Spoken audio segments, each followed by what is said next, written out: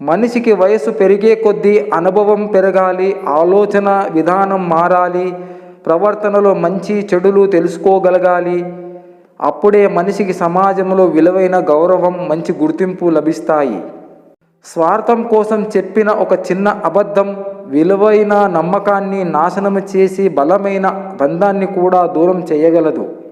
నీకు కోపం వచ్చే ఒక్క క్షణాన్ని అదుపులోకి తెచ్చుకోగలిగితే బాధపడే 1000 క్షణాలను తప్పించుకోవచ్చు.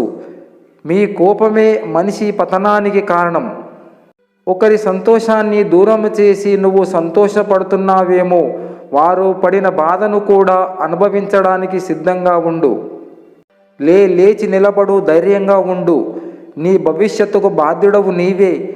నీకు కావలసిన బలం, శక్తి అన్నీ నీలోనే ఉన్నాయి. మనం మంచి చేశాం అనుకుంటాం, కానీ ఆ మంచిలో కూడా చెడుని వెతికే మహానుభావులు మన పక్కనే ఉంటారు. జాగ్రత్త, తస్మాత్ జాగ్రత్త. మనం బాగున్నప్పుడు లెక్కలు మాట్లాడి, బాగోలేనప్పుడు విలువలు మాట్లాడకూడదు. ఏమీ అర్థం కాని వారికి పూర్ణలింగేశ్వరం, అంతో ఇంతో తెలిసిన వారికి అర్ధనారీశ్వరం, శరణాగతి అన్నవారికి మాత్రం ఆయనే సర్వేశ్వరం. సమాజం మనం వేసుకున్న దుస్తులను చూస్తుంది, కానీ మనం మోస్తున్న బాధనని ఎప్పటికీ చూడదు. జననం నుంచి మరణం వరకు సాగే ప్రయాణంలో మనల్ని నమ్ముకున్న వారి కోసం బాధ్యతతో బతకడమే జీవితం. కాలిపోతుంది అని తెలిసి కూడా మరుగుతున్న కాఫీ తాగడంలో చూపించే నిదానం, జాగ్రత్తను చేసే పనిలో కూడా చూపిస్తే ఖచ్చితంగా నీదే విజయం. గెలవవచ్చు, గర్వపడకూడదు.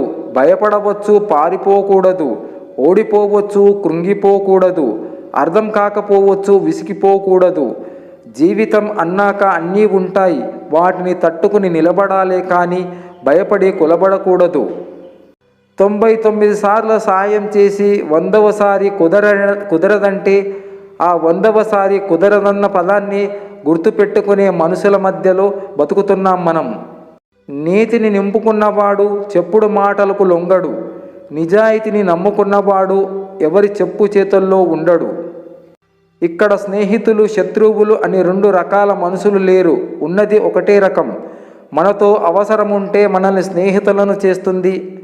అదే అవసరం తీరిపోతే శత్రువులను చేస్తుంది. మాట జారకుండా ఉంటే మాట పడాల్సిన అవసరం రాదు. మోసం చేశారని పగలు ప్రతీకారం అంటూ వెళ్ళకండి.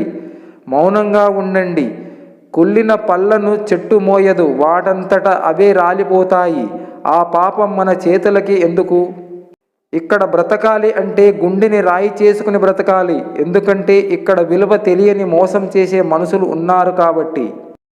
చెయ్యి చాచి డబ్బులు అడిగే వారికి డబ్బులు ఇవ్వకపోయినా పర్లేదు, కానీ ఆకలి అన్న వాళ్లకు పట్టెడు అన్నం పెట్టడం మన మానవత్వం.